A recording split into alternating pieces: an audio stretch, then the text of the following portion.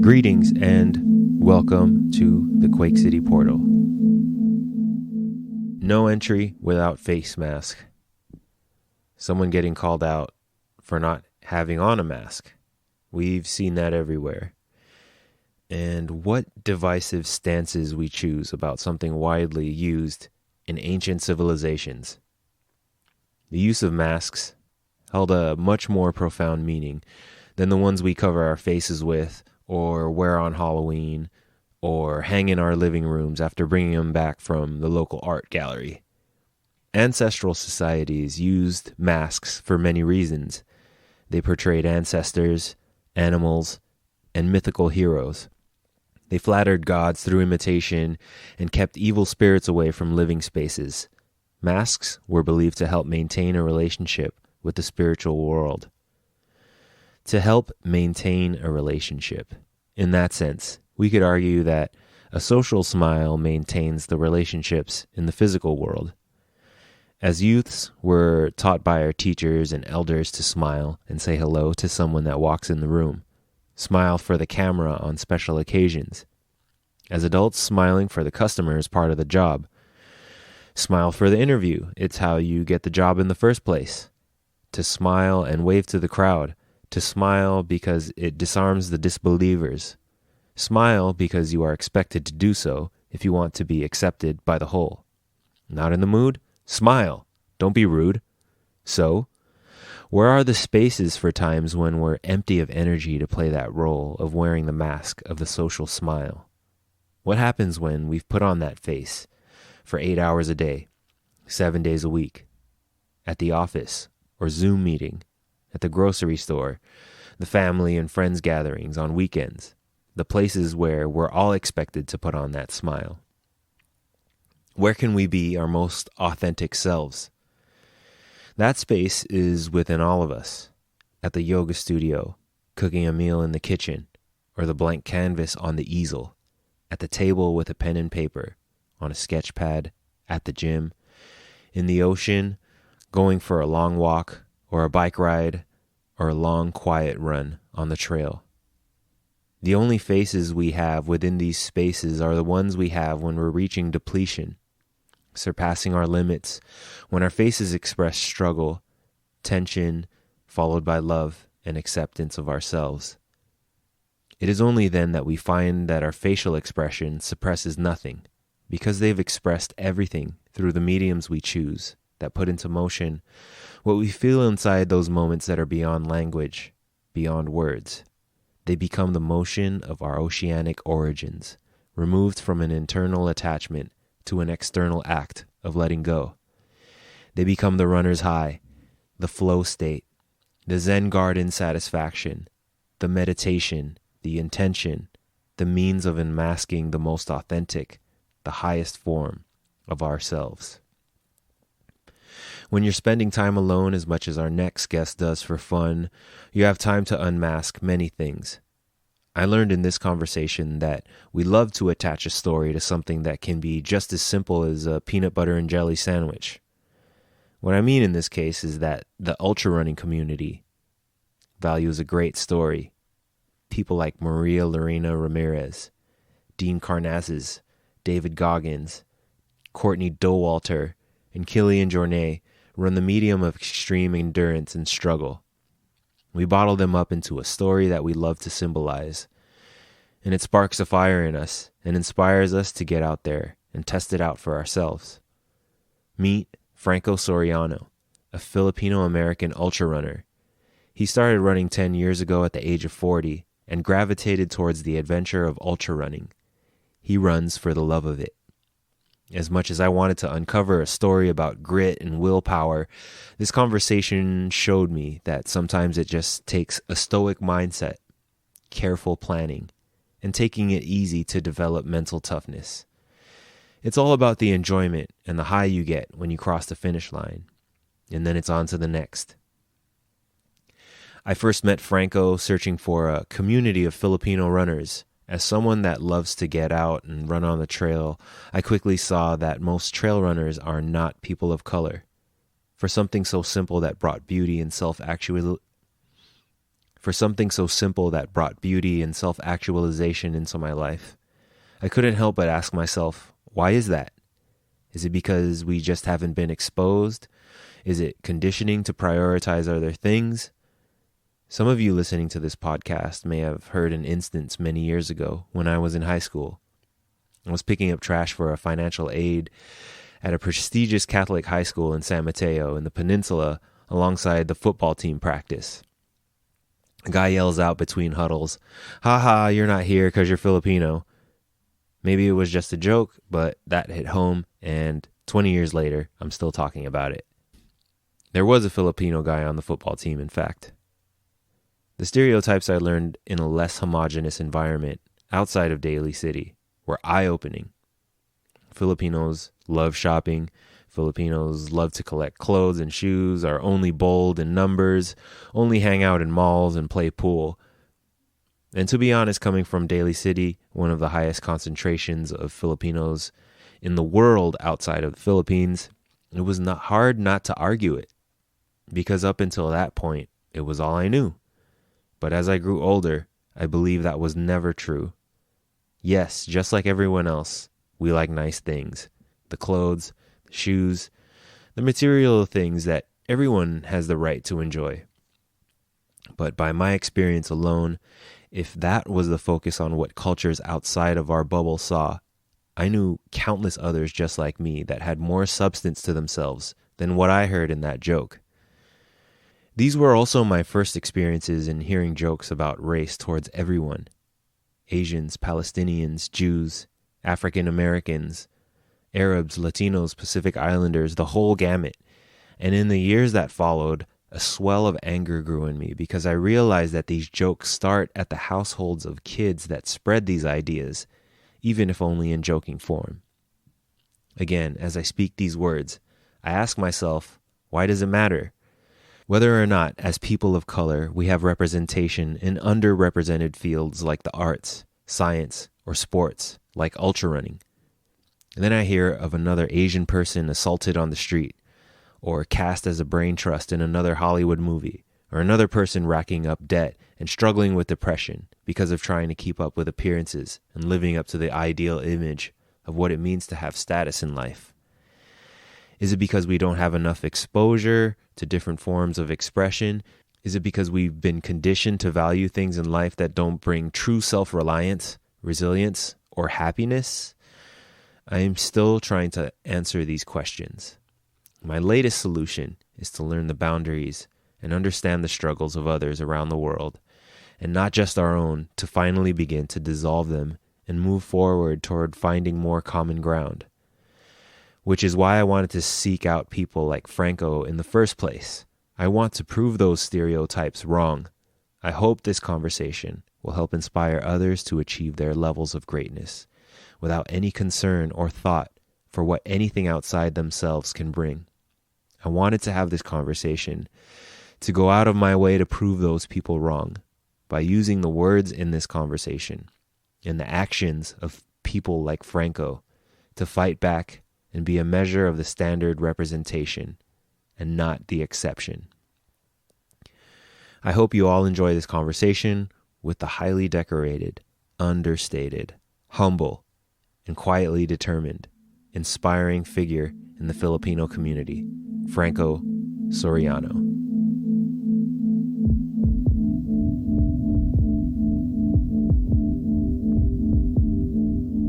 Yeah, we've never talked before, so the first time that I saw you was because I started ultra running myself in the beginning of the pandemic, right? Oh, yeah. Okay. I was barely a 20-mile-a-week runner, but once I started preparing for a 50-mile race, I started to notice that there's not many Filipinos out on the trail. So it wasn't through Pinoy Runners or? No, it No? was through Pinoy Runners. So I just started getting curious. I was like, Okay. is there a Filipino running group out there? There has to be. And then I saw Pinoy Runners, and then, everybody has posted their either their weekend runs or weekend races, and then I had seen yours, Mhm. and you're like on the top of mountains, you're doing 50, 100-mile races. So I was like, wow, I had no idea. It's, it was rare. It's rare to me to see ultra runners in the Filipino community. Has Mm. that been the same for you? Yeah, it is true. I mean, I know a few friends of mine who are Filipino, Mm-hmm. but there's not many of us really who run that distance, like 100 miles. There's more if you go lower in distance. Mm-hmm. There's going to be more Filipinos, but not at a 100-mile territory. Yeah, that's crazy. So yeah, I have a list of all your accomplishments here, which I would love to get to. But first, before we go any further, I just wanted to ask you, when everything is at its peak and you're feeling your best, is there a race that you could think of specifically where everything just went right and you're mentally focused, or is it always just Struggle. a struggle of ups and downs throughout the whole thing? Well, there are some races that I already knew that I can finish. Like let's take for example the latest 100-mile race that I just finished this past weekend. Mm-hmm. It's a road race and happens to be a road national championship USATF. So even before I started, I knew I wasn't at my peak condition because I was like 10 pounds over my I would say my peak optimal running weight, which was last summer last year. Mm-hmm. I was like 10 pounds heavier, like probably around 145 at least to 148. Mm-hmm. And then so at my peak running weight, I knew I could do 20 hours. But I wasn't sure going into the race last weekend because I was like 10 pounds overweight. So I just run it comfortably in the beginning and then just see it from there, how it goes, how it progresses. And then it just happens that it went pretty well as time goes by. I didn't bong or anything. I was like holding up my endurance pretty well for a long time. So I PR'd Wow. unexpectedly. Like finish in 19 hours 20, faster by 36 minutes. And my PR was like 5 years ago, I think. Wow. And you're, how old are you now, Franco? I'm 50. Wow. Okay. Yeah, so So I noticed that your career on Ultra Sign Up, it began when you turned 39, or correct. at 39. So I'm 40 now. Yeah, it's not too late. And yeah. But yeah, I'm just curious what brought you to the sport of ultra running. It was by accident. I think it was back in 2010, right? Mhm. Was it said 2010 was my first ultra, right?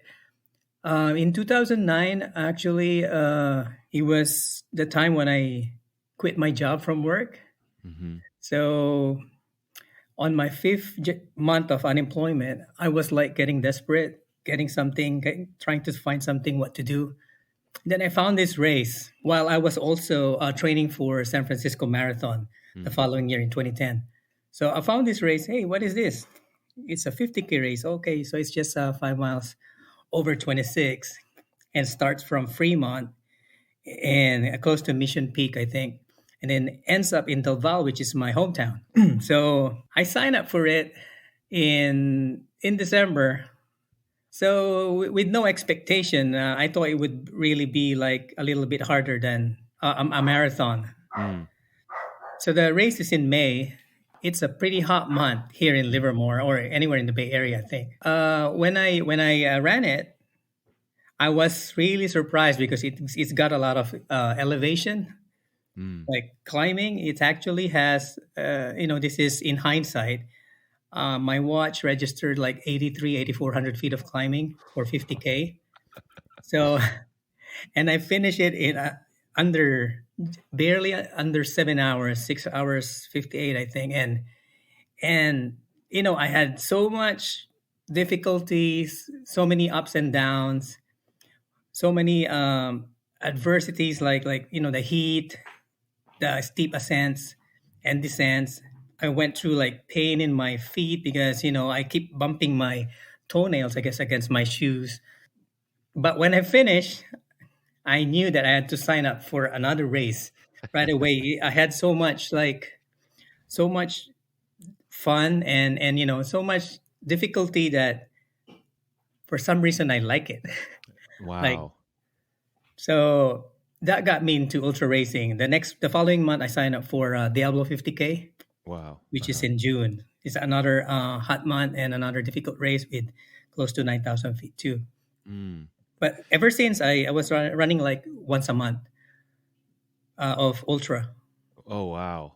Wow. So you got bit by the bug pretty fast Yeah, right pretty away. fast. And it's funny because in road racing, in marathons, you actually compete against. Normally, you compete against other people, but in ultra, you compete against yourself. Truly. So yeah, so that's what's different there. And everybody was like helpful, like, "Hey, are you all right? Yeah. Do you need anything?" So that kind of like surprised me. But Yeah. I got into it real fast. The You runner's you high is really right there at the finish. It's amazing. yeah. So you had been a runner before. No, not really. Oh, wow. Okay. So any athletic background besides running at all? No, Wow. no. The my first marathon was in 2008, also Mhm. San Francisco Marathon, but in between 2008 and 2010, I didn't really run that much. Mhm. I run by myself, like on the treadmill, but occasionally, like probably my weekly mileage is probably 20 miles a week back then Right. Mhm. or less. Mhm.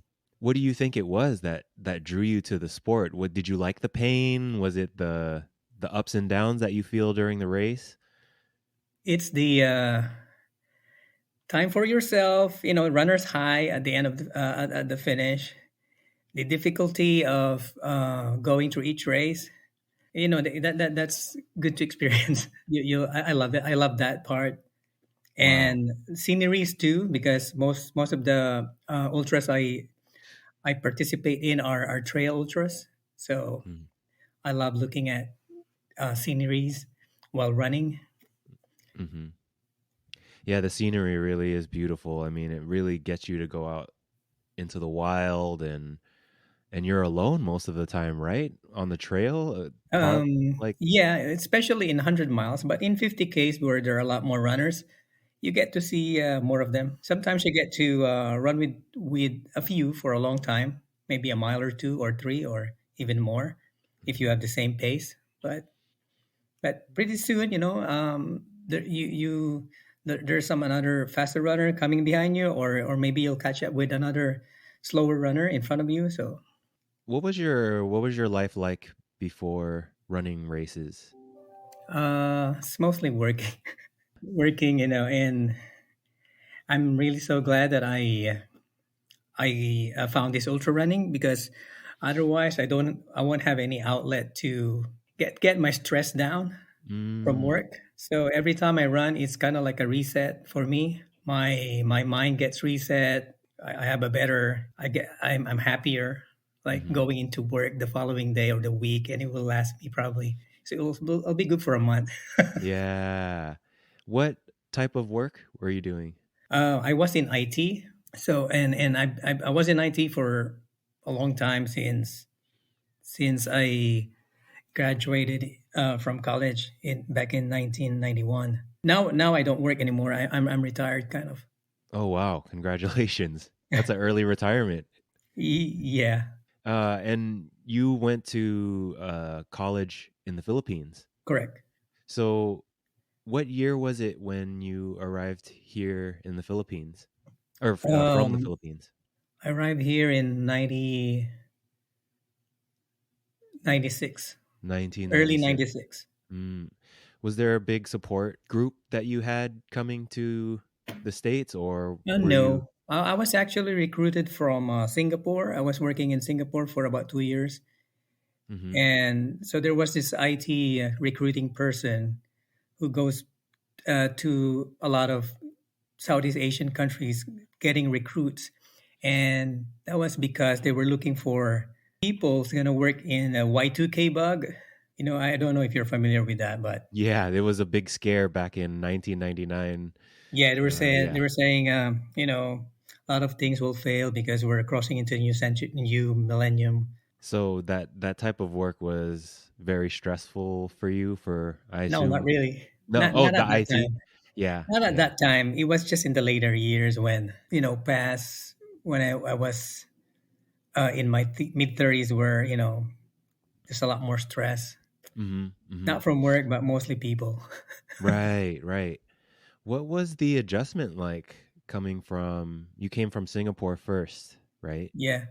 Yeah, what was the adjustment like here for you?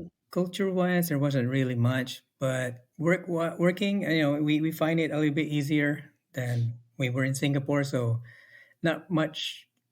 I mean, there wasn't really much of an adjustment. I mean, when I started working here, I find work to be much slower pace. So, which was okay, and I was happy with that. And when you arrived here from Singapore, you didn't have family with you or any family that lived here No, but already? no, Oh, wow. but I Okay. did have friends who were recruited at the same time as me, Mhm. Mhm. and my wife was one of them. Oh, great. My Yeah. my current, my wife right now. Yeah, yeah. She was my And you, girlfriend back then. So oh, that's awesome. So she was able to come with you here yeah. To the United States. Yeah, and Wow. she also came from Singapore, Mhm. Mhm. And you went straight to live in you're in Danville or Walnut Creek? Walnut Creek. Okay. Yeah, so I'm just curious if, since you do so much running, if it's, was it rubbed off on, your wife or your kids that they they run with you to It support. did rub off on my two kids. Um, One is in college right now, but in high school, my oldest son Mhm. also ran track and cross country, Oh, cool. and Mhm. my second one, a junior right now. He's really fast. He's also a varsity in track and cross country. Right. I'm just curious because this was a big thing for me when I was running, um in that, sometimes I would go on group runs because I'm not really too familiar with trails, or for example, in the Marin Headlands, I would go run with the San Francisco Running Company. Are you familiar with them? Yeah, I am. Yeah, I would go meet up with them on their Saturday runs, and they're very friendly, but I couldn't help but feel like I was just like, I was number one, I was like one of the oldest runners. And then Right. another was that, there's not very many Filipinos. I think I remember several times that I showed up there that I was the only one. And so I'm curious to know if that affected you at all when you first started running, or even now when you're running now. No, not really. I I it didn't affect me at all. I wasn't looking for any other Filipino, but if I did see one, I say hi and kind of like try to find out his or her name. Then Hmm. Yeah. Yeah, because I don't really know. I guess I guess I'm not really too sure why it matters, but I guess it just feels like we weren't, for example, you started running at 39 or maybe a little bit earlier than that. And then before that it was just recreationally. But a lot of the runners that I met, they had been running since they were kids, And I think the story that's familiar for me, especially with other Filipinos, is that our parents, like let's say my parents, for example, they got here in the 70s, but they had to focus so much on providing food, providing shelter, providing clothing, that there was really no time to expose us to other things like the outdoors. Maybe only in little spurts, right? But when Right. I first started running, I was like, wow, this has been here. These trails have been here the whole time. And it's only now that I'm starting to figure out and venture out. So that's where I'm kind of like, I guess where I'm headed at with these questions is that I'm glad that there's people like you who are pretty exceptional in our community, because I don't really know too many, like I said, Filipino ultra runners. And maybe because there are people like you now, and like you said, you passed it on to your kids, they may see you, they may see this podcast or listen to this conversation and feel like, hey, like I can do this too. It's not just people that are looking up to, you know, I don't know, other athletes that are outside of our community. Right. Yeah. So if you can remember a specific race that was pretty difficult for you. Okay. I can think of several races that are difficult. One of them is Leadville 100, and this is in this actually it's a race that starts and ends in Leadville, Colorado. It's a high altitude race. The starting altitude is 10,200 feet, I think. Mm, So going into the race, I I thought it's a race that I can finish mm, because I was at that time like I mean I was still clueless about altitude, and before that I've completed a race, 100-mile race in South California called Angeles Crest 100. mm, But that race actually tops out at 9,000 feet, mm, and we stayed there for not even 30 minutes, I think, at that altitude. And from then on, it was like going down mhm, on in elevation, as you progress through the race. So 9,000 was tops, but in Leadville, you start at 10,2. So when I arrived there a day before the race, I was worried because my heart was already palpitating, like like throbbing. The day before the race at 10:2, was I knew my breathing was a little off. So wow. when we started the race, I started like a normal 100 miler, run slow, but still that pace of mine, which I think was slow, was still too fast. Mm, So eventually, that altitude caught up with me, and I still managed to reach the turnaround point at mile 50, mm, or was it mile 55? Yeah, I think it's mile 55. And then, but then I only have like 15, less than 15 minutes of a buffer. mhm, And then coming back up there's a big climb, huge climb, about 2 or 3,000 feet, and which goes the max was 12,600 feet in altitude. That was when I became like I knew I wouldn't be able to finish it. I became desperate, and I cried there because I was at that time I was in the Grand Slam of ultra running, mm, mhm. trying to complete 400 milers in one summer. Wow.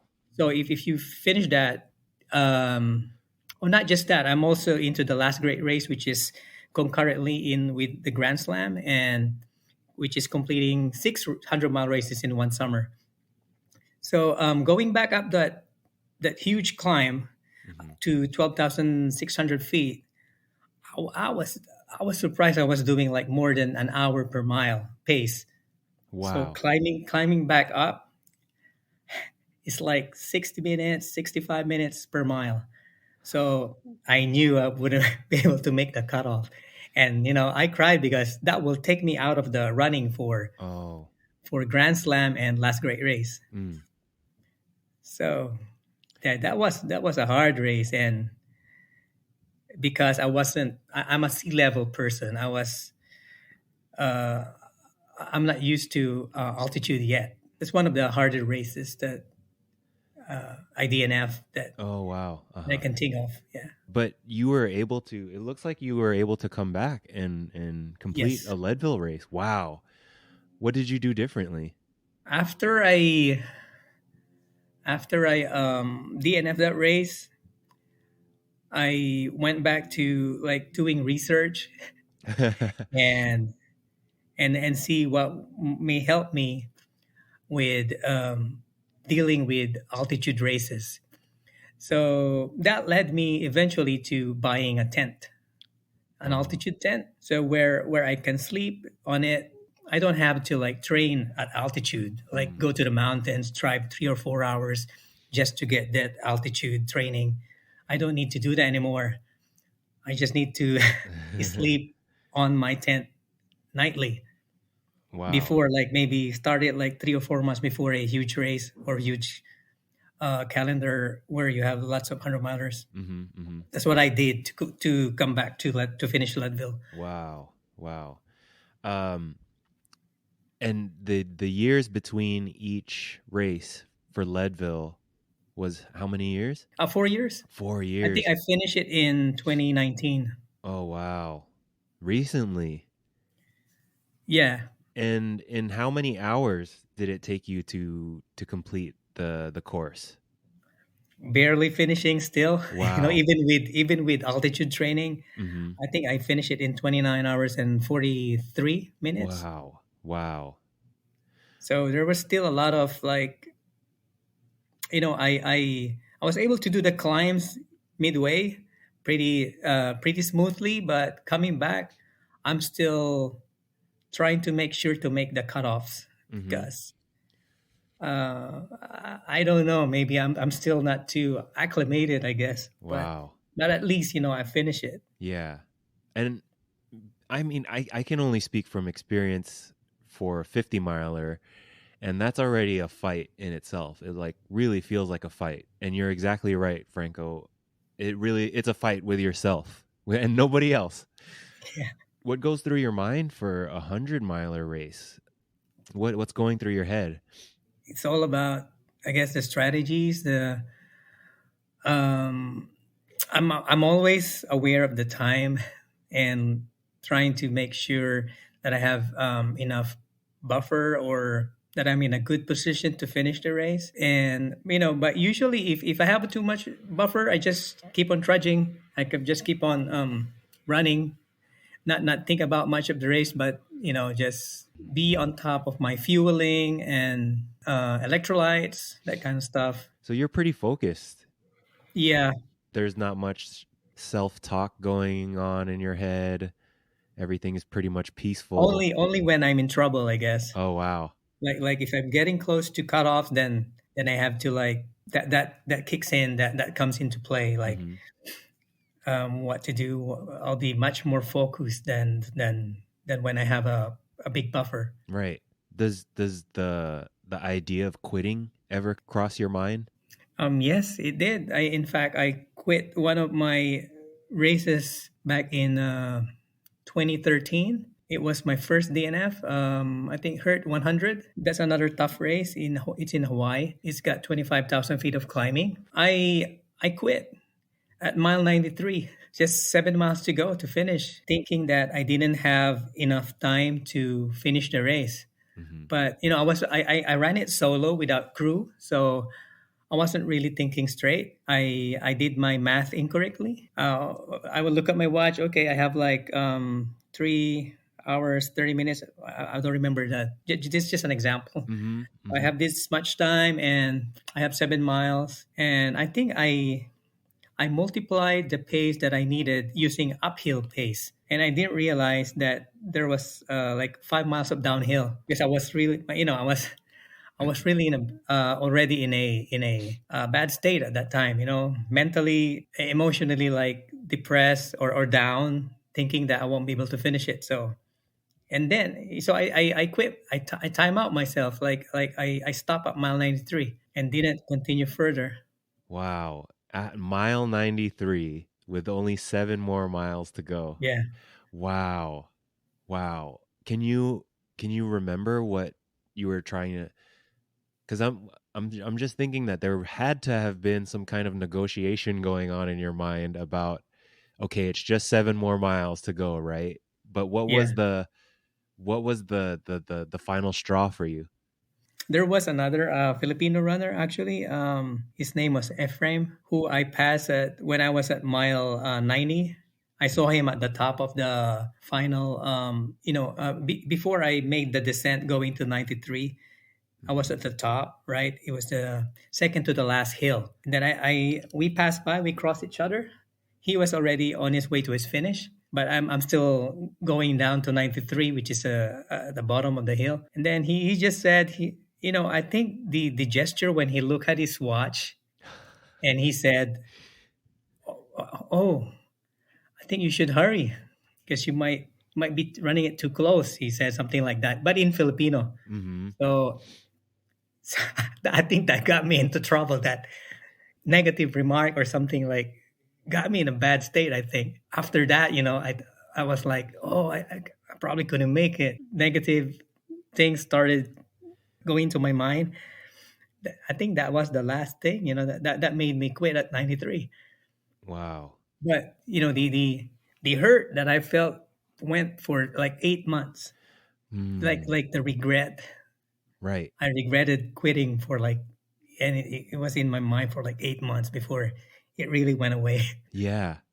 Did that affect your training at all? Did you train harder? Was it Oh yeah, yeah, it did in a good way because since then I don't allow myself to quit. I let the race time me out, or so your mindset changed after that? yep, That was the tipping point for you. yeah, it helped me to be a firmer, stronger. In my mind not to quit, which which it helps me in a good way because Mhm. I don't quit anymore. And that was the last time you said you DNF'd. No, I had other DNFs too, but they're to me they are true DNFs because I didn't really make the cutoff. Like, but at least I let the race time me out rather than myself quitting. Right. So there was one race, Bear 100. Uh-huh. That one, that's a race where when I ran it first time, there was a storm, like a snowstorm, and I think above a certain elevation, like above 4,000 feet, it's snowing. If you go down that elevation, it's raining. In that race, I got lost. First, I got hypothermic, so I lost 2 hours and then stayed at the aid station midway to like warm up. So I recovered. And then when I started, I was feeling so strong already again. Mhm. So I went back into the race but then something bad happened. I got lost in the snow Oh wow. because everything was white out. The trees were white, the trails were white. I couldn't see the ribbons. All I see are footsteps, Mhm. so foot tracks. So I just followed those, thinking they were good, but they weren't. So eventually, I ran into some runners also who were lost, Wow. and I think all of us were did not finish the race. Wow. So I only after that, I was trying to make cutoffs, and I only made to mile 83. Wow. Uh these are these experiences with these 100-mile races, um I imagine that you're really you're really pushing yourself to the limit, right? And something like that where it's beyond your control, on top of being pushed to your limit. You got to if I was in that situation, I'm thinking that I'm going to die. Was that going through your mind when that happened? No, not in that race, Yeah. but there is a race where I thought of that, but which I finished. But is I have probably two races that where I thought of that. One race is Bigfoot 120. It's a 120-mile race in Washington. There. In that race, because it's so remote, I think there are three aid station segments where it's at least 20 miles Hmm. or 18 miles long.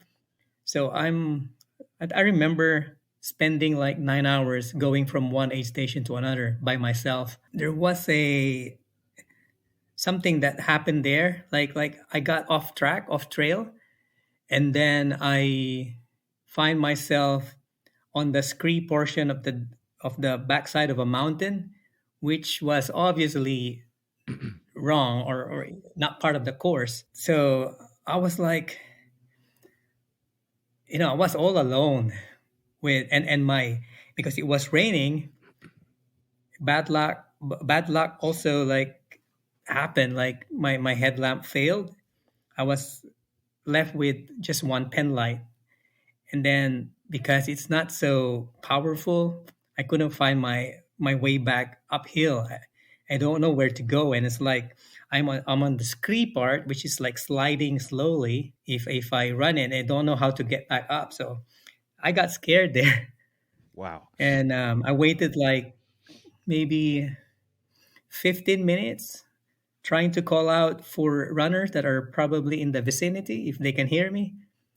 But luckily, there was one who arrived like 15 minutes later.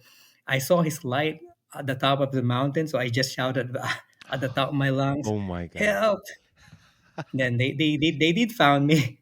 So I just followed the light, Hey, come back up here. So I climbed the scree. Luckily, there were two runners. One is a pacer and one is his runner. And I got back on track. And from then on, I just I tried my best to stick with them because it was so hard to like see the trails because it was raining and it was foggy too. So I just did my best to stick with them, and then when I got to the next aid, then I was able to fix my headlamp, and from then it was smoother, but Yeah. it's still. So there, it was more like just the fear of being left behind and lost, and Yeah. but you had, like, I guess what I'm trying to figure out is, there ever any point in any race where you felt like your body was failing you, almost to that point? Not actually failing, but now there's this is a like a fat ass race. It's Hmm. not there's a very few of us who ran it. Is and it's self supported. It's called Coyote Two Moon. My phone died. My GPS watch died. I don't know where to go because the course was not marked at all. So I didn't have a way of going to the finish. And reviewing the my watch recording later, I realized I was the closest I got to the finish was like 2 miles. So I Oh, was there, yeah, only 2 miles. But then I couldn't find my way because I don't know where to go. I don't have a watch. I don't have a phone. So I waited in the cold for like 6 hours for the next runner to come up. Like, oh, and I didn't know if my body can handle the cold.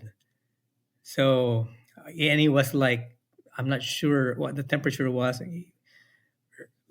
high 30s or low 40s maybe. So I was I was feeling really cold. So what I did was I found a bush, and then I just sat there like against like to get use the bush to shield myself from the wind. So I waited like eventually a friend of mine, another Filipino Josam happens to go by. So I'm glad I recognized his voice when I shouted, "Hey, Josam, is that you?" Then he said he got afraid too because he didn't know who was calling. wow. So luckily he recognized my voice too, and then, oh yeah, this is Franco. So please help me, I'm lost. So and then so I just stuck with him to the remainder of the race and realized how close we were to the Wow. finish. Yeah, yeah. So it sounds like you've had so many close calls. either with death or really serious injury. I mean, 6 hours is a really long time to spend by yourself waiting for somebody. Yeah. Is there a prayer, or are you kind of just like, well, what are you telling yourself during that time? I just tell myself to keep calm and try. Yeah, I mean, worst case in that race was for me to wait for, I guess, sunrise, but I think it was still too early. It was like only two a.m. I think, so I still have 4 or 5 hours to go if a runner didn't come by. Do you carry an emergency blanket with you for situations like that? For that race, I didn't carry one because I was thinking I'm gonna, I should have, because I didn't expect my watch to run out of juice, but it did. It. I think it was the cold. Yeah, it was the cold. I think it reduced the battery life. And then I'm going over all of the races that you did, and I only know about ultra running through books. Like I read, I don't know if you read the book Ultra Marathon Man. By Dean Dean Hernandez. Karnazes, yeah, yeah. So he mentions a lot of the races that you've accomplished, like the Hurt 100, the Western States, Badwater, Leadville. What? Well, I'm just curious what the mindset was. Or well, first of all, how did you find out about these races? And second of all, were you already an accomplished runner by the time that you completed these races? Well, I already have various, like, maybe several ultras when I ran those races that were mentioned, Mm-hmm. like for Western States, Badwater.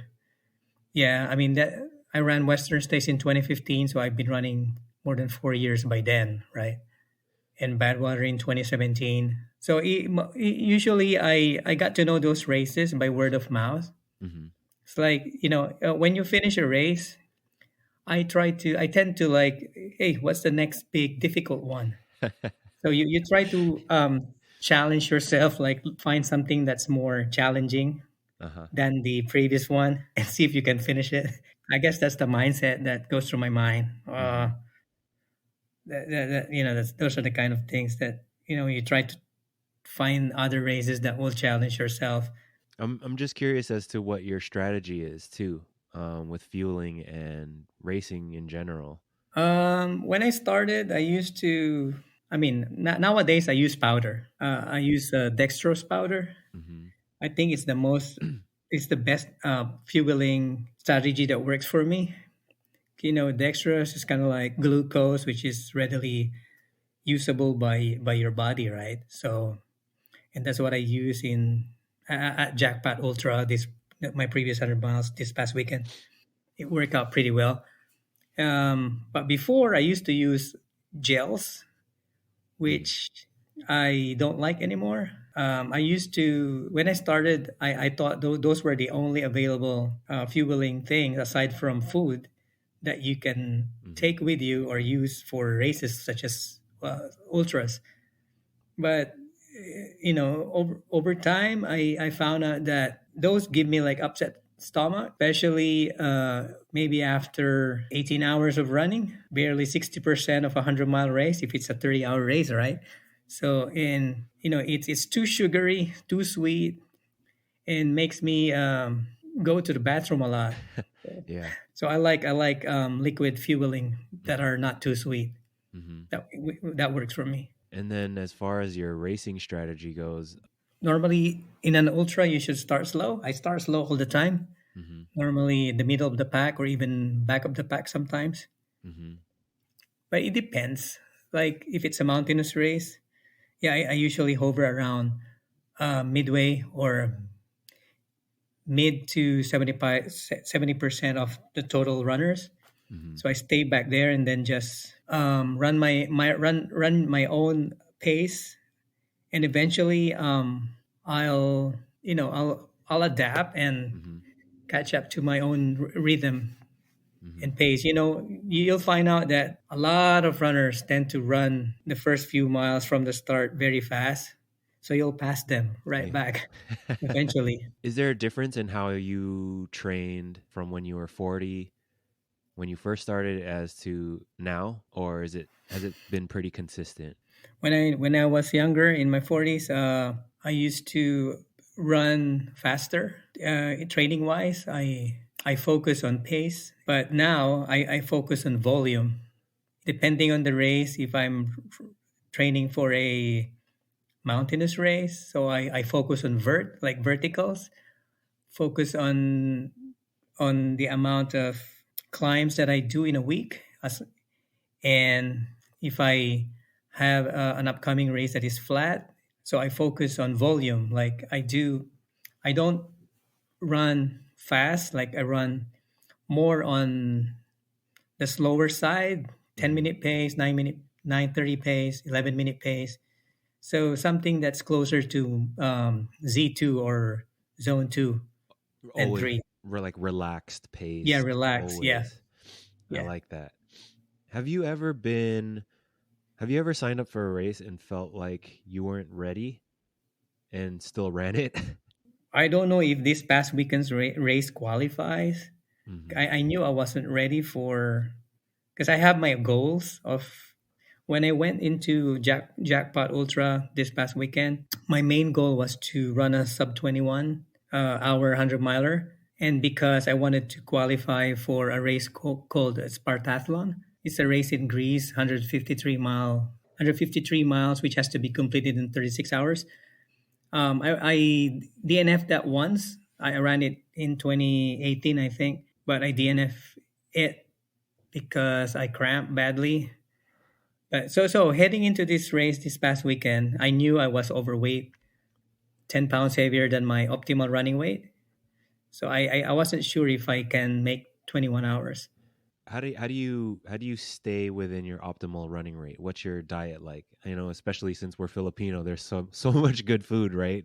Do you Right. have a special diet that you follow? No, not really. Unfortunately, not. I think that's probably where I need to be more disciplined. It's really hard. I gain, I gain most of this weight in after Thanksgiving and Christmas. Yeah. So it's 10 pounds. So, Yeah. but to get rid of it, I try to. I still eat the same, Mm-hmm. but I try to lessen it just a little bit, and then try to increase my volume. Mm-hmm. The number of miles I ran per week. Mm. So like a typical day would be breakfast, lunch, and dinner. Are you eating all three meals, or do you fast? Sometimes I just do brunch, but there's a lot of snacking too uh, after dinner. So that's probably what's causing my weight to stay the same. Hard Right. to lose it, but Right. You know, it seems like you're mostly just pretty well disciplined and very focused, it sounds like, when you're racing. Not much goes through your mind except the task at hand, right? I guess running does that to you. right. Yeah, since you're so focused, is there any moment at all during the week or during your training where you don't want to go, you don't want to leave the house, you don't want to get out of bed? No, not really. I mean, every every day I get up early because I drive my teen to school Mhm. in the morning. So after that, I have full day, Yeah. like to think about what to do. So it's still, I mean, right now, I mean, even though I don't work anymore, I still have a lot of like chores at home, like. But most of my trainings, I do it on my treadmill. If you're probably surprised, but occasionally I do go out and run to the closest preserve here. It's called Brushy Peak. Mm, mhm. So I run to that to get a taste of the trail running every now and then. Yeah, I guess that's how you stay healthy too, right? You're running mostly on treadmill Yeah, and avoiding the ground and pound of the road and the trail, I guess, right? true, Yeah. true. Yeah, But yeah, going back to your 153-mile aspiration of running in Greece, so you've run that before. yes, I did. Wow. Wow. And then so you've been past the 120-mile mark. many times? Yes, my longest was actually Headlands 150. Wow. And Okay. that's in, you're familiar with that area, Yes. Marine Headlands? Yes. Yeah. It's very hilly, a lot of rolling hills, a Yeah. lot of So steep hills. we, so for that race, I have to like do a 25-mile loop 6 times in washing machine direction. Wow. Wow. Okay. What, where does your where do you think your resilience comes from and the focus? Because a lot of runners will say that I mean, a lot goes through the mind when you're running, right? Where does your focus and resilience come from? I really just want to finish every race that I run. That's so, and I don't like not finishing a race. Other than that, I can't really think of where it comes from. You know. Yeah. You talk about the runner's high that you experience uh, after crossing the finish line, right? Yeah. Yeah. How would you describe that to somebody that hasn't experienced that? And how do you get there? Well, you know, because you're happy all the time after you finish a race. I get back, you know, I, me and my wife will get along pretty good because you'd know because even if she asks me things that require, you know, I say, oh, okay, yes, I can do it, you know. Yeah, that's where it comes from, you know. It makes things that are even with like obstacles or any problems coming your way. If you just finish a race, you're happy. You're Mm, still happy, hmm. and you'll embrace it with open arms. You know, any task that comes your way. But if you haven't run a race, and then someone or will assign a task to you or anything like that, you'll be irritable or annoyed or yeah, for sure. Yeah. That's what I wanted to ask you too is yeah, what is Franco like when he's not running? When he can't run? I don't want to think about that. And I oh, don't know. right. I'd probably be like Oscar the Grouch, you know. Yeah, yeah. Because it sounds like you've also stayed healthy pretty much your whole career, yeah, would you say? Yeah, I would say yes to Mhm. that. Mhm. What do you think how has that how have you kept healthy? It's also probably partly due to my dad dying at a younger age at 61. Mm. So he died from heart attack. So I knew he was eating badly and not exercising. So I want to change that, you know. So Yeah. I'm looking at the number 61 as my limit too, Mm. if I don't change anything. Mm. So that's probably one of the reasons why I got into running, Mhm. since it's you know it's mutual to I enjoyed it at the same time it keeps me healthy. And would you say every approach to a race, you do the math. It sounds like you're very calculated with the things that you do. Is your goal to finish as fast as possible or to finish in general? It's both, Mhm. but it depends on the race. If it's a really hard race, then I'll probably just finishing is okay, Mhm. right? If I can, but if I know that I can finish the race, then I'll try to finish it as best, you know, with the best time that I could. Is there anything that you practice outside of running that helps you? Do you cross train or do yoga, anything like that? No, not really. Occasionally, I try to strengthen my upper body as well. Also, just at home, you know, do push-ups, do pull-ups, Mhm. things like that. Oh, also, I wanted to go back about to I imagine okay, you said you've done 150 miles in how many hours? I assume that that's more than 48 hours, I think, right? On your Correct. feet. Wow. Yeah. Okay. Without any rest and you're just pretty much Oh, fueling on. yeah, for that 150 mile race, I slept for about 2.5 hours Wow. And in my car. Was that a So I mount? was, Was that a hmm? mountainous race?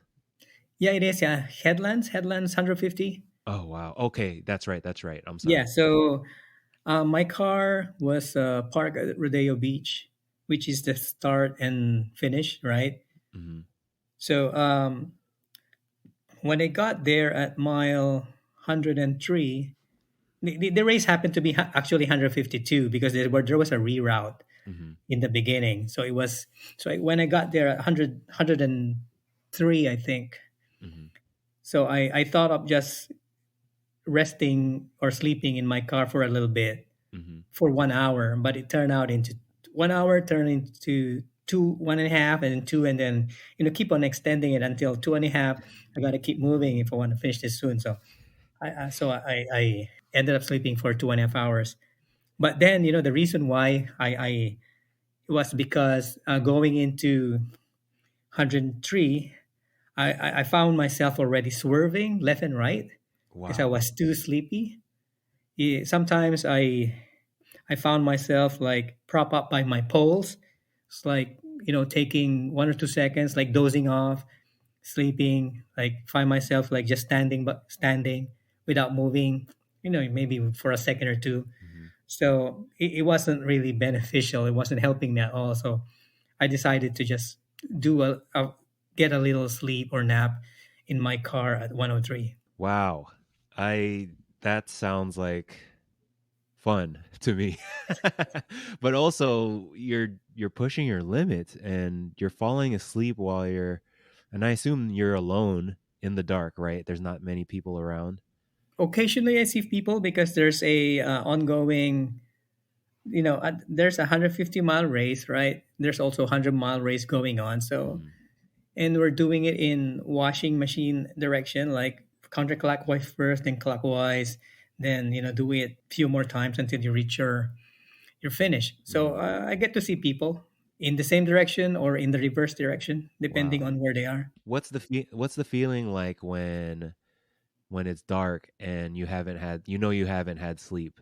Um if you could describe that for people that haven't been through that kind of If you're not scared in the dark, then it's fine, right? I'm not scared at all. So, and I knew that, and I know that there's not many like wildlife, like mountain lion or anything mm-hmm. in marine headlands, right?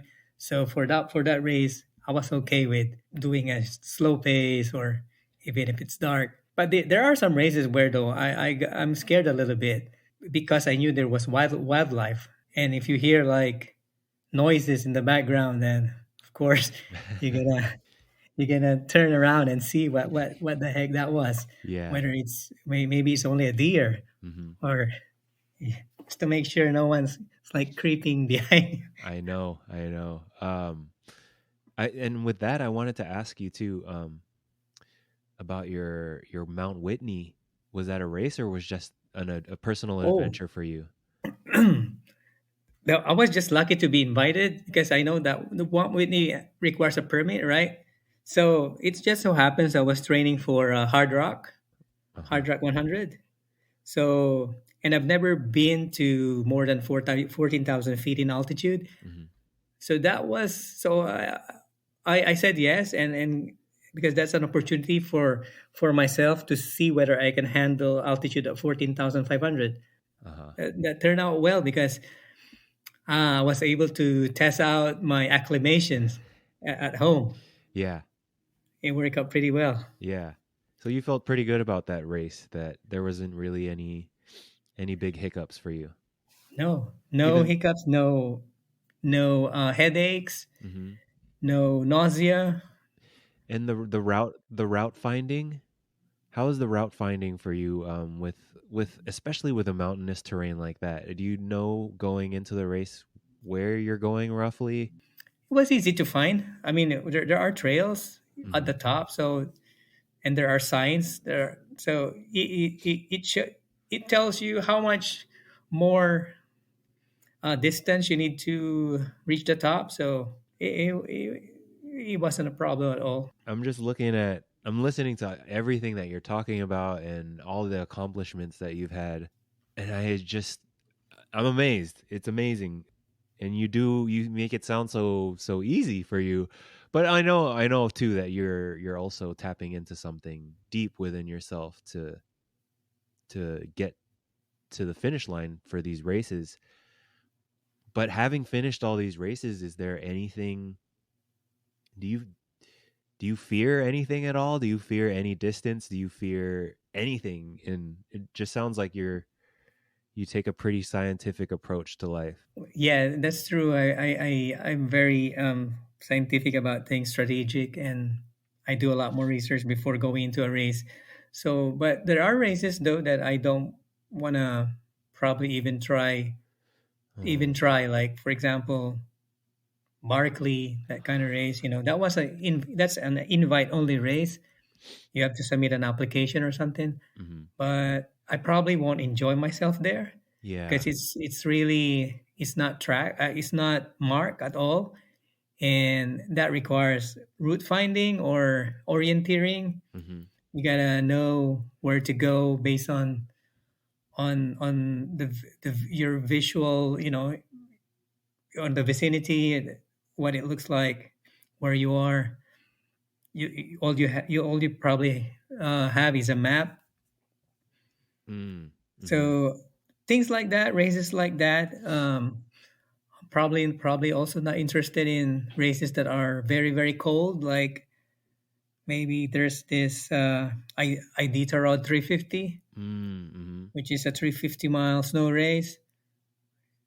Um, you could die there, Yeah. Yeah. and you'll be pulling a sled with all your food and stuff.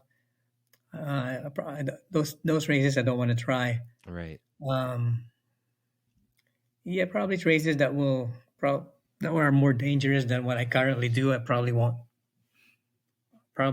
won't do.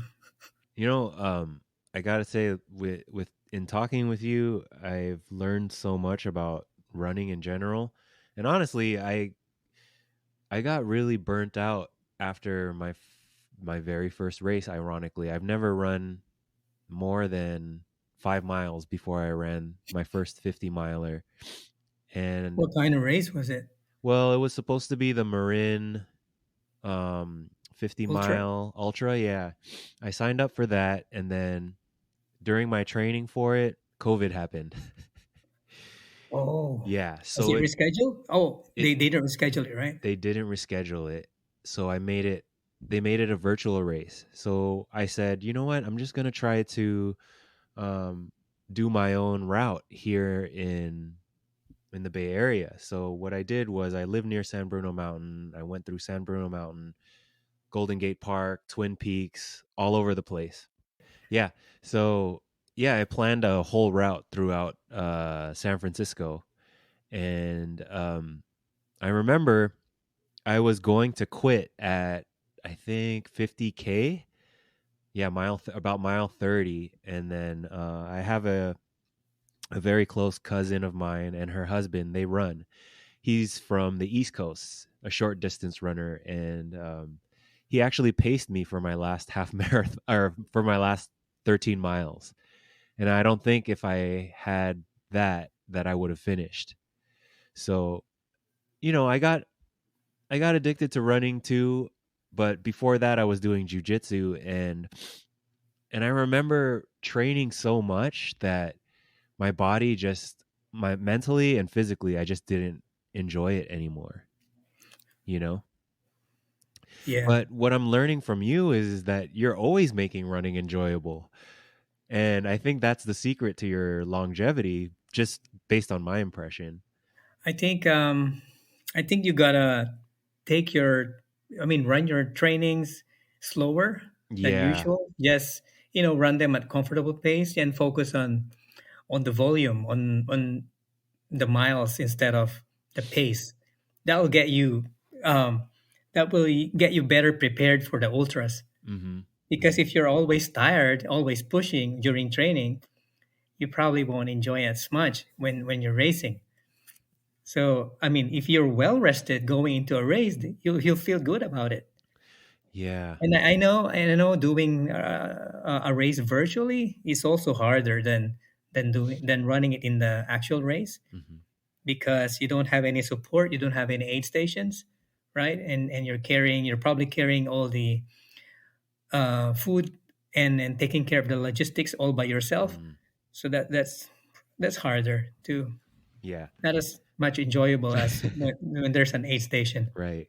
I will say though that, whether or not I did have a crew or not, my wife Joanne, she helped me care. She drove around to meet me at a few spots. I remember I Oh, even good. I had to switch shoes because it was just so bad. And then yeah. So do you normally run with a crew? No, I do most of my runs crewless, and then no pacers as well. Only, but with the exception of high profile races, just such as Western States, that one it's like a Boston Marathon of ultra I here in the know. States. Yeah, there it's like people really want to join you so bad because it's very popular, and just being part of the crew is like you'll get a blast. Yeah, yeah, yeah. In all your 10, you're pretty much a doctorate. You've got your doctorate in running now for 10 years, right? Maybe. Yeah. What have you learned most about yourself over those 10 years?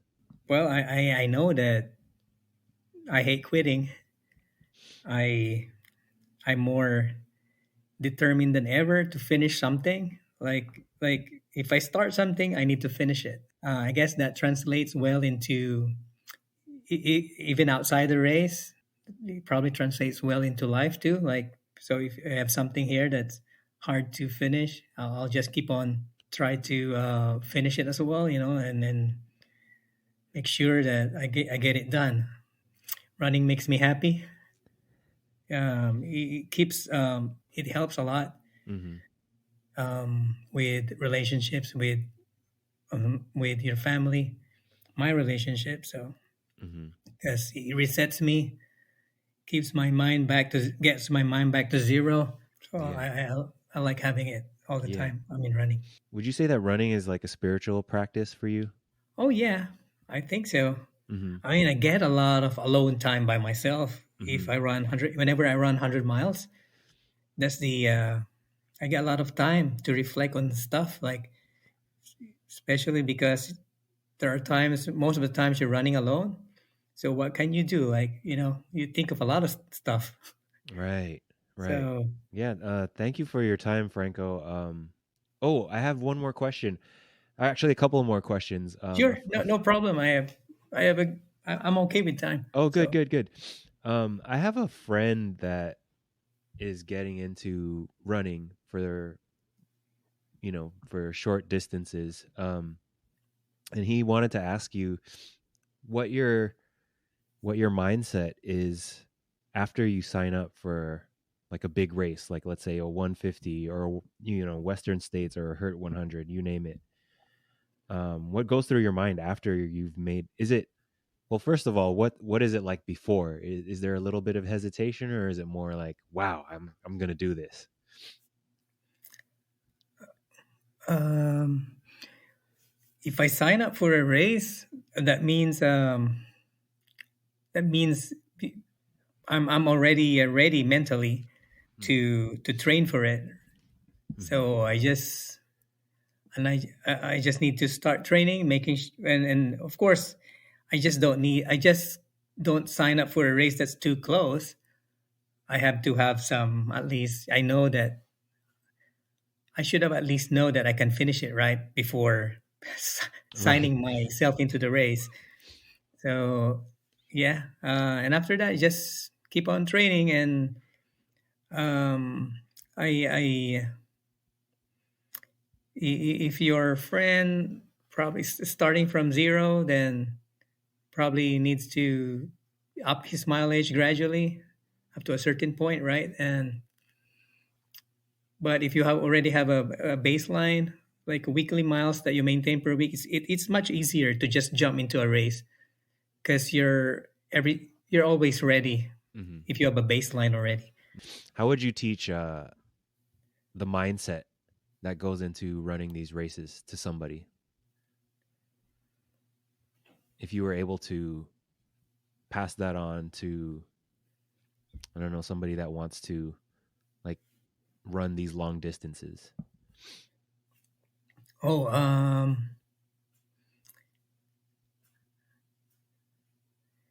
you gotta at least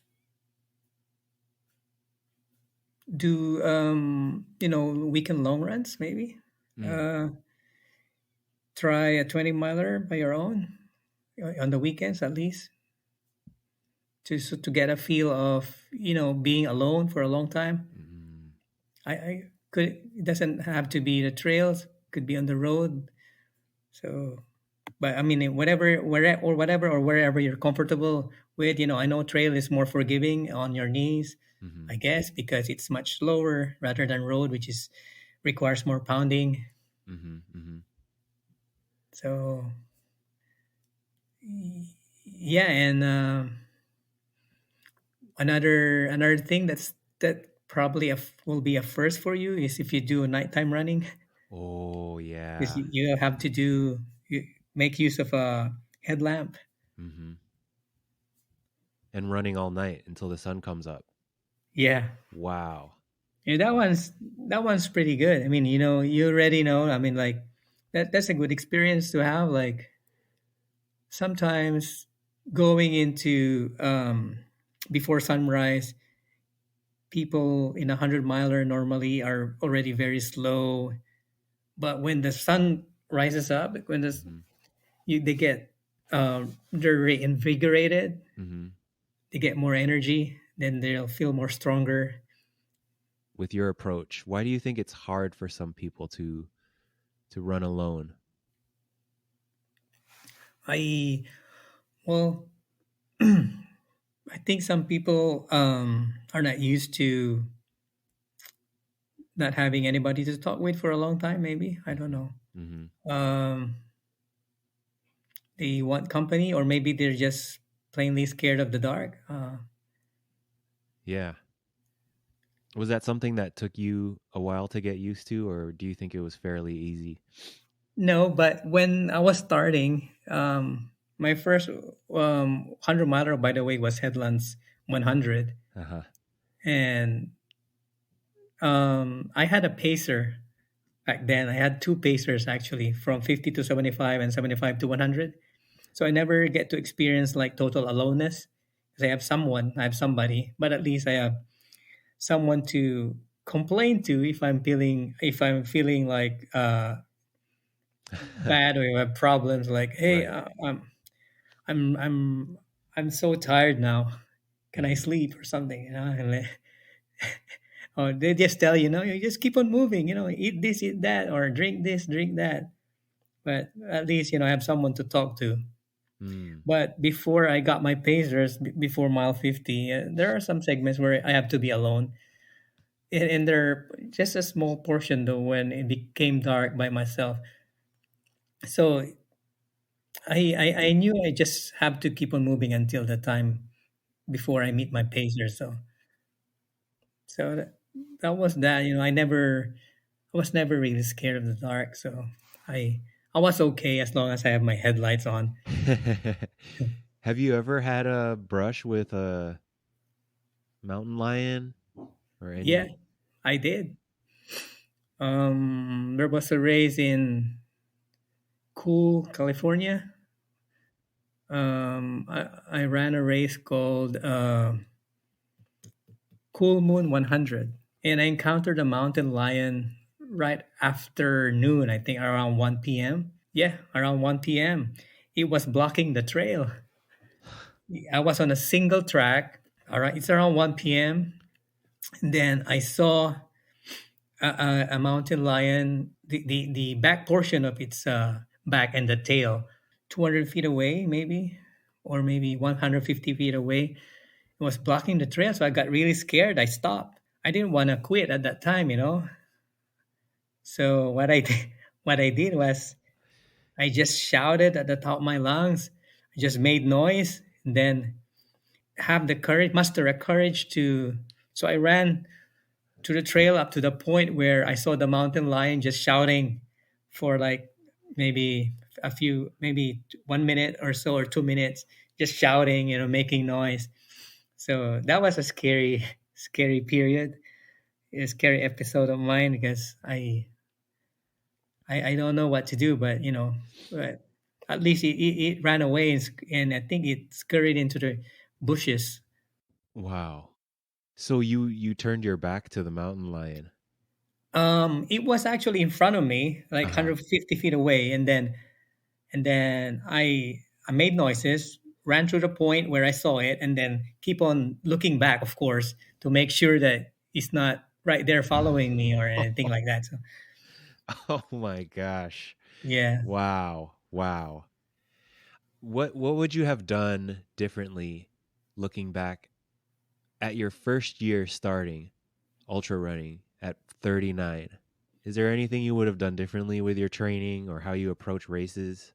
If I knew what I know now, then probably would have started slower in those races that I had before, because I usually start faster in the beginning, but usually backfires, because eventually a lot more runners will pass you, because you've gone to the red line too fast in the beginning, and then you would require a lot more time to recover, rather than taking it slowly in the beginning, Mm-hmm. and your pace will be much more even Mm-hmm. throughout the race. How do you deal with the pain? Do you still feel pain as much as you felt when you were first starting out? Yeah, I still do, but mostly it's due to blisters on my feet, on my toes. To deal with those, I take pain medication, like Tylenol or Advil, depending on the pain level. Have you ever had to run through any broken bones or broken foot bones or whatever just to get No, through? Okay. no, but I ran through blisters though. Uh-huh. Yeah. Uh-huh. So, Do you have a running mantra, something that you repeat to yourself while you're running? no, I don't have a mantra. So, Yeah. How much time do you give yourself to prepare for a race? okay, that's a good question. I usually maintain a baseline of 50 miles a week, and that gets me ready to any race. Mhm. Like, that's enough. If down the road I sign up for a 100-mile race, then I increase volume from there. 50, topping out at maybe 80, 90 miles per week, and Mhm. then after the race goes back down to 50. Mhm. So, but if it's shorter race, you can just jump into the race quickly. Like if it's a 50K, Mhm. you'll be able to do it from a Right. baseline of 50 miles a week. Okay. And that's running, you try to run every single day? Um,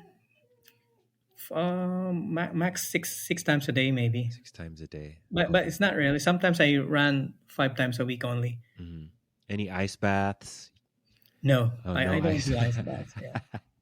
um what's the difference in your mind between a 50 miler and a 100 miler? Oh, it's 100 miler is probably 3 times more difficult than a 50 miler. I mean, it would take 3 times as long, maybe two and a half to 3 times as long. I mean, I know I can finish a mountain 100 mile in about 11 hours, right? But if you make that 100 miler with the same elevation and or climbing, it'll probably take me from 11. It'll go up to 20, 25 to 27 maybe. So it's about, I would say, 2.5 times, plus the nighttime factor too.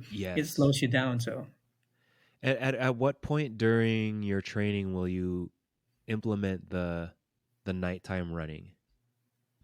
Is it from the beginning or will you get to that more towards the middle and the end of your training? um if you're planning to do a 100 miler, you can just do that at the end of close to the end of your training, like Mhm. a month before maybe. Well, yeah, thank you so much, Franco. This has been a huge learning experience, and um, yeah, I just really feel that I'm not sure how much you've thought about this, but just seeing people do different things in the Filipino community, I feel like it's not everything, of course, but it's pretty important. Um, I just had some experiences growing up. I grew up in a fairly it was a diverse high school, right? But it was in a pretty predominantly white neighborhood. Hmm. So I heard a lot of things that, Filipinos can't do this, can't play football. All we do is collect shoes and, you know, things like that. And so, I feel like people like you are, they prove it's proof that that's not right. That's not the right perspective on people like us. So, thank you for being that Oh, example. well, you're welcome. My Yeah. pleasure. And how last question, I'm just so curious. How do your kids see your accomplishments? Is it, do they Well, brag about no, not, you or no, not really. They're in their teens, and one is in college, so they're just said, okay, I mean, that's it. I don't know how they feel about it, but well, yeah. they're probably proud too in a way, but they don't show it really. So, um, but I'm proud of them. They're way more faster runners than I am, and they like really fast. Yeah, yeah. And your wife, is she a runner as well? Do you guys go on runs together? Um, she doesn't do races, but we go on runs together, Oh, that's cool. That's like cool. lunch runs. But yeah, sometimes we walk run, Hmm. and I don't mind the pace. So any pace to me adds to the volume that I wanted to do. So I consider everything, even walking. Cool. Thank you so much, Franco. I really am thankful for the time uh, that you gave to have this conversation, and I hope you had some fun too. You too. Yeah, You too, Johnson. yeah. I hope we can go on a run sometime if it's something Yeah. that you're up to. So, yeah, we'll be in touch. All right. Thank you so much, Franco. You're welcome. All right, take care. Okay. You too. Thanks everyone for listening. Please do us a good favor and give a good rating on whatever platform you're listening on, if it allows for that. Please follow us on social media or leave a review. If you enjoy this show and other past shows, it helps to share and spread the word. As much as I don't like self-promotion, I do feel a huge obligation to the people that sit with us and spend time to share their deepest thoughts, emotions, ideas, and experiences. On social media, we're at the Quake City Portal on Instagram, at Quake City Portal on Twitter, thequakecityportal.com for show notes, a few more interesting links regarding each and every guest, and also just much more information expanding on the things and the topics that we touch upon in all of these episodes. Also, check us out on YouTube, the Quake City Portal channel, for some future cooking content and also video interviews. Leave a comment, suggest a guest for the show on any one of those platforms. And thanks to everyone for listening. May you all be happy. May you all be healthy. May you all be peaceful. May you all be loved. See you all next time.